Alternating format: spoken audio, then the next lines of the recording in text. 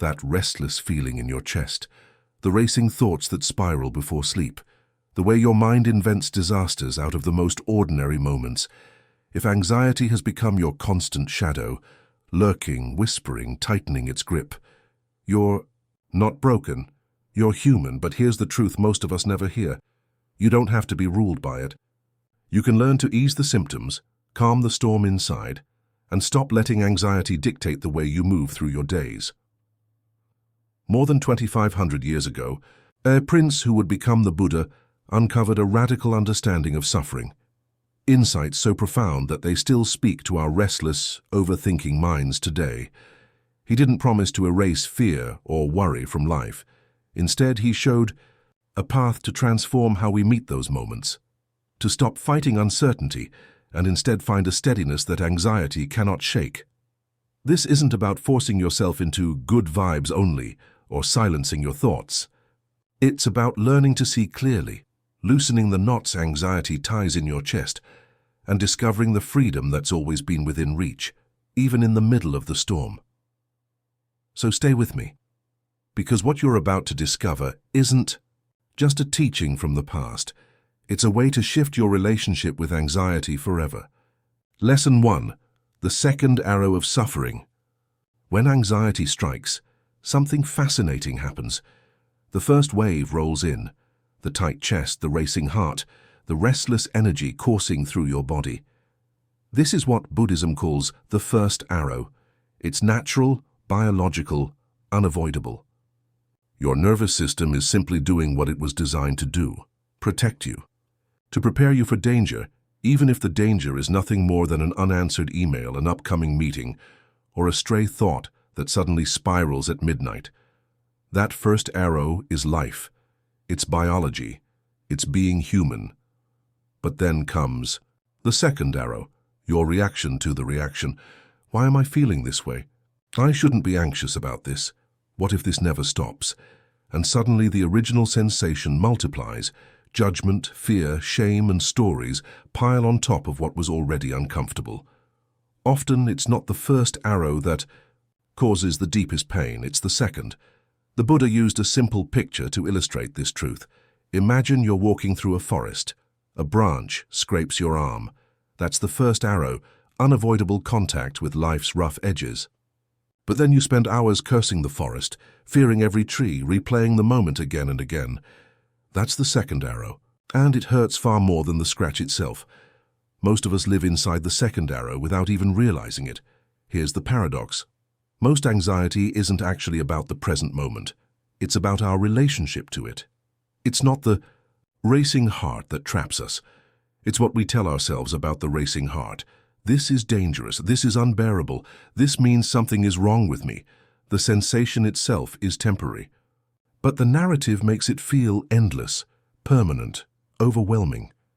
And here lies the revolutionary insight. You don't need to eliminate anxiety to find peace. You don't need to win a war against your nervous system. You need to stop fighting with it. When anxiety arises, try something radical. Pause. Instead of rushing to fix it, analyze it, or shove it away, simply acknowledge, anxiety is here. Notice the difference between anxiety is here and I am anxious. The first is an observation. The second is an identity. The first says, this is a visitor passing through. The second says, this is who I am. And the truth is, you are not your anxiety. That subtle shift in language creates space. Space between you and the sensation. Space between the raw experience and the painful story. Space where wisdom, calm, and clarity can begin to breathe. Think of thoughts and feelings as weather patterns. The anxious mind believes every storm cloud will last forever, but awareness knows better. Storms come, storms go. They thunder, they pour, they pass. And all the while the sky remains vast, open, unbroken. The weather changes, but the sky never does. This is the practice, to remember that you are the sky, not the storm. Anxiety may pass through you, but it is not you. When you begin to see anxiety in this way, as passing weather, as a visitor, as the first arrow that doesn't need the second, you stop wounding yourself with extra fear. You loosen the grip of anxious thoughts, And in that loosening, you find a profound kind of freedom. The freedom to live fully, breathe deeply, and walk calmly, even with anxiety present. Because peace doesn't come from eliminating every storm. It comes from discovering the unshakable sky within you. Lesson 2. The hungry ghost of what if. In Buddhist cosmology, there is said to be a realm inhabited by beings called hungry ghosts. Their bodies are enormous, their stomachs vast, swollen with desire. But their mouths are no bigger than the eye of a needle. No matter how much they consume, they are never satisfied. They wander endlessly, starving for relief that never arrives. This is not just an ancient myth, it is a mirror of the anxious mind. Anxiety is the hungry ghost within us. It feeds endlessly on what-if scenarios, devouring possibility after possibility, growing larger and more restless with every bite. But no matter how many what-ifs it consumes, it is never full, never at ease. What if I fail? What if they judge me? What if something terrible happens? Each anxious thought comes disguised as protection. The mind whispers, if I think it through enough, I'll be ready. If I rehearse every possible outcome, I'll be safe. But the truth is harsher. Preparation mutates into procrastination. Planning hardens into paralysis. The anxious mind, in trying to keep us safe, builds a prison out of its own fear. The Buddha had a word for this process, papanka, or mental proliferation. One spark of worry ignites another and another, until the mind is lost in a wildfire of thought. What began as a single moment of unease spirals into a storm of imagined futures. And yet, none of it has anything to do with what's really happening right now. This is the great paradox of anxiety. It convinces us we are preparing for life, while it quietly keeps us from living. Here is the truth. Anxiety doesn't want you to know. The future it obsesses over does not exist. It has no form, no substance. It is only imagination, projection, shadow play on the wall of the mind. The only reality is this moment, this breath moving in and out of your body, this sound meeting your ears, this ground steady beneath your feet. When you feel yourself caught in the hungry ghost's endless feast of what-ifs, there is an ancient way to break the spell. Return to your senses. What do you see, right here, right now? What do you hear in this moment? What do you feel in your body, in your hands, your chest, your legs rooted to the floor? The senses are always innocent. They do not worry about tomorrow or cling to yesterday. They only know how to meet reality as it is, directly and fully. By turning to them, you anchor yourself back in the present, where life is actually unfolding. Buddhist teacher Thich Nhat Hanh reminds us, thanks to impermanence, everything is possible.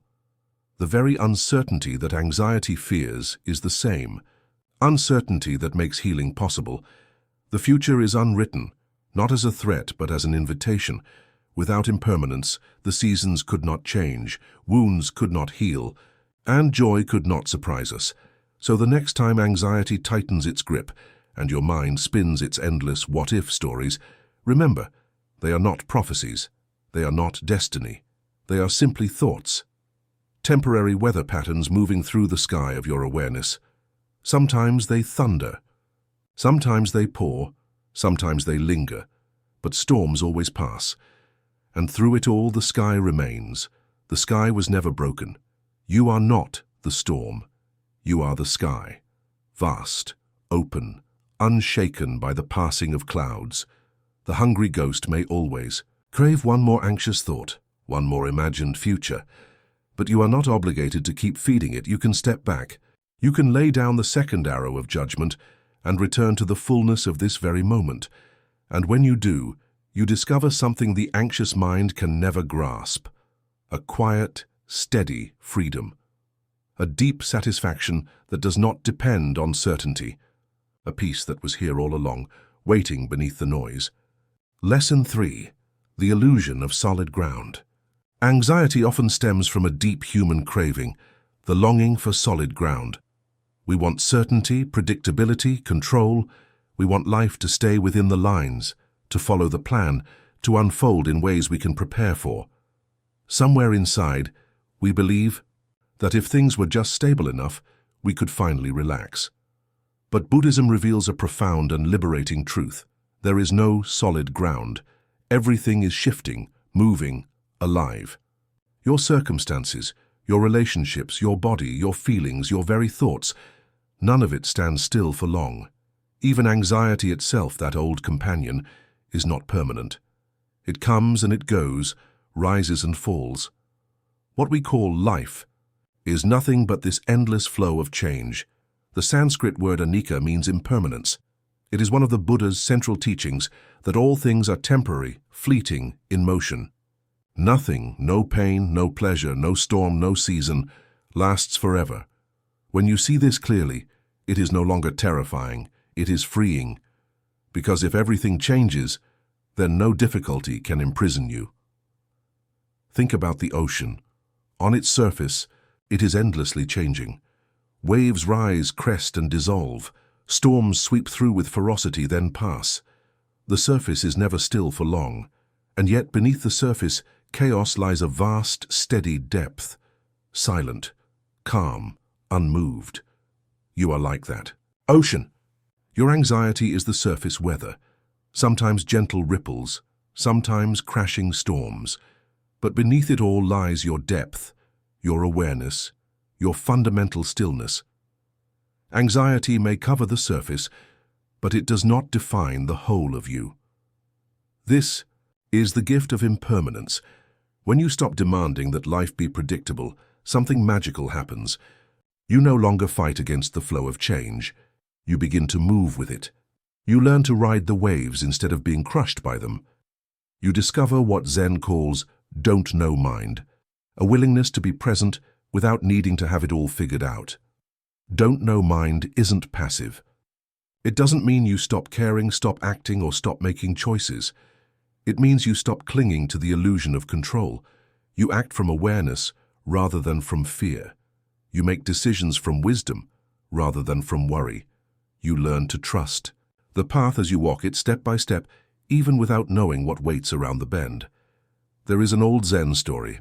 A man rides past on a horse, galloping wildly down the road. A bystander calls out, "Where are you going in such a hurry?" The rider shouts back, "I don't know, ask the horse."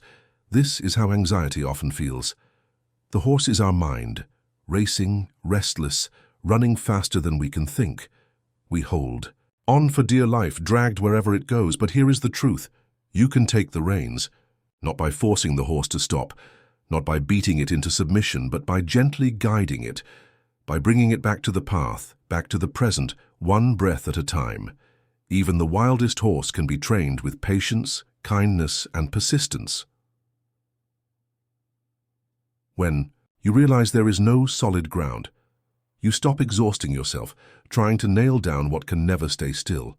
You learn balance instead of control, flexibility instead of rigidity. You discover the quiet strength of being able to meet life as it is, not as you demand it to be. The ground beneath your feet isn't solid, but that's okay. You don't need solid ground to stand. You just need balance. And balance isn't something found in the future after everything is figured out. Balance is available here, now, in this very breath, when you let go of the need to know what comes next, and choose instead to live fully in what is. If this message resonates with you, and you're seeking more moments of peace and insight, don't forget to like the video and subscribe for daily reflections rooted in ancient wisdom and modern clarity. Lesson 4. The Art of Non-Resistance.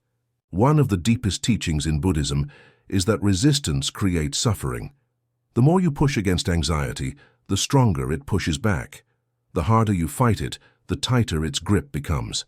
It's like quicksand. The more you struggle, the deeper you sink. Or like tug-of-war with a monster.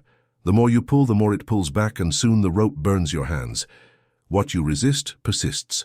What you accept transforms. This doesn't mean you have to enjoy your anxiety or welcome it as if it were a beloved guest. It doesn't mean pretending it brings joy. It means something more subtle and far more powerful. Stop fighting the unwinnable war.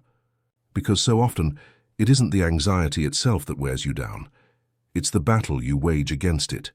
The shame, the self-judgment, the voice inside that says, "I shouldn't be feeling this way."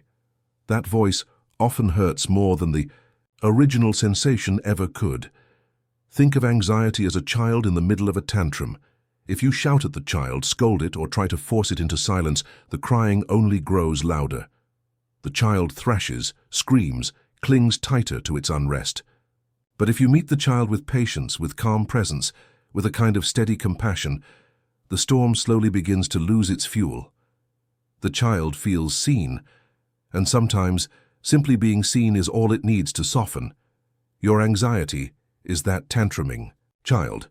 It doesn't need to be shamed, suppressed, or exiled. It doesn't even need indulgence. It needs to be witnessed. The Vietnamese Zen master Thich Nhat Hanh offered a simple but profound practice for this, one he called breathing with. He did not tell his students to push their feelings away, as if they could be expelled like smoke, but to hold them as one would hold a crying infant, with steadiness, tenderness, and care. He would guide them. Breathing in, I know anxiety is here. Breathing out, I smile to my anxiety. The smile here is not one of joy, but of recognition. A smile that says, yes, I see you. You are here. In that act of acknowledgement, the war softens.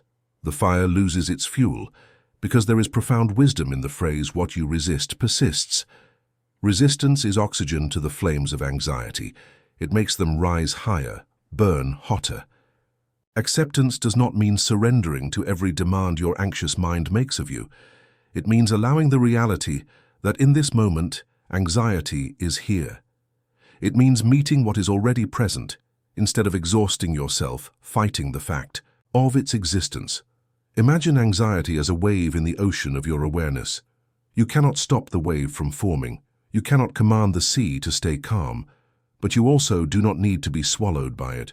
You can learn to surf, to ride its rise, and fall to trust that every wave has a crest and a dissolve, that no storm in the ocean lasts forever.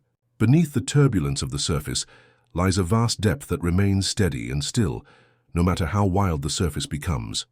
That depth is you, your awareness, your fundamental stillness.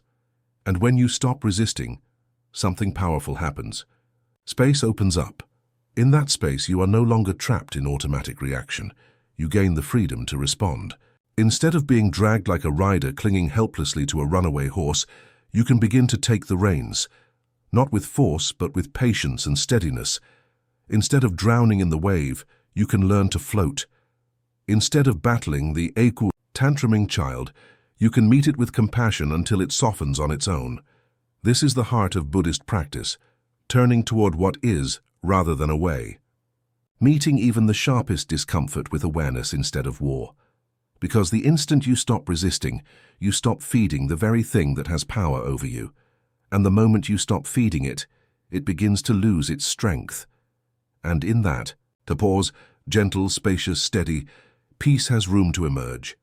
Not the peace of a life without anxiety, because no life is free from it, but the peace of no longer being at war with yourself. That peace does not wait for some future where everything is fixed. It is not hidden in a perfect version of you that doesn't exist yet. It is here in this breath, in this moment, in the choice to stop resisting and start allowing, because the truth is, anxiety was never the true enemy. Resistance was.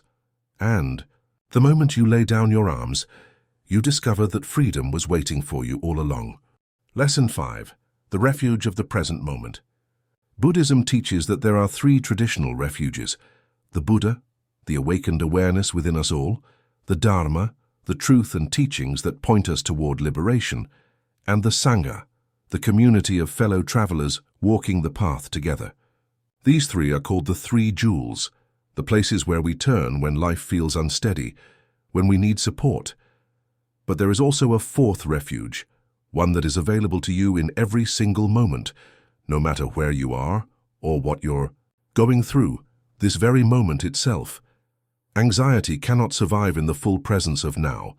It lives in the gap between now and later, between what is and what might be. Anxiety is always leaning into the future, trying to solve problems that don't yet exist, rehearsing conversations that may never happen, bracing for storms that may never come. It thrives in anticipation. But in pure presence, in the unfiltered immediacy of this breath, it has nowhere to land. This is why meditation is more than a spiritual exercise. It is medicine for the anxious mind. Not because it promises to erase all difficult experiences, but because it trains you to meet reality as it is, moment by moment. Meditation is a practice of returning home, again and again, to the refuge of presence. And the beautiful thing is you don't need to master meditation to begin. You don't need an hour on a cushion or a monastery in the mountains. You begin with something as simple, as ordinary, as extraordinary as a single breath. When anxiety visits, try this. Stay present for one breath, just one. Feel the air entering your nostrils, cool and subtle. Feel your chest rise, your ribs expand, your lungs filling with life. Feel the exhale as the body softens, releasing, letting go. In that single breath, you are not anxious about the future. You are simply breathing. For that moment, anxiety has no room to stand. One breath becomes two, two becomes three, and slowly, each breath becomes a return to refuge. Of course, the present moment is not always pleasant. Sometimes it's uncomfortable, sometimes it's messy, sometimes it holds sensations we would rather avoid. But the present moment, unlike the anxious mind, is always real. And that reality has a grounding power, because anxiety feeds on unreality, on the stories we tell ourselves about what might happen, about what could go wrong, about the catastrophes we construct in the theater of the mind. When you come back to presence, you come back to what is actually happening, not the shadowy projections of the mind, but the truth of this step, this breath, this heartbeat. Buddhist teacher Pema Chodron gives us a beautiful reminder. You are the sky. Everything else is just weather. Think about that. The storms of anxiety can be violent, the winds of fear can howl, the rains of worry can pour, but no storm lasts forever, and none of them ever harm the vastness of the sky. Your essential nature, your awareness itself is that sky, vast, open, unchanging, never disturbed by the passing storms of emotion. When anxiety arises, the instinctive question we ask is, how do I get rid of this? That question makes sense. It's human to want relief. But notice how that question creates struggle.